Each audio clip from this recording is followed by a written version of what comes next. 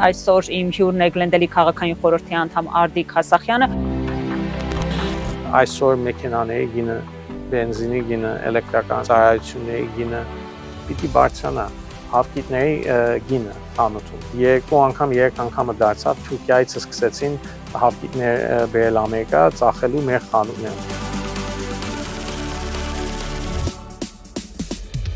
Դուք հավատում եք, որ իսկապես այս պահին ստեղծված են այդ պայմանները, որպեսզի խաղաղության հասնեն երկու երկրները Հայաստանը եւ Ադրբեջանը։ Հստակ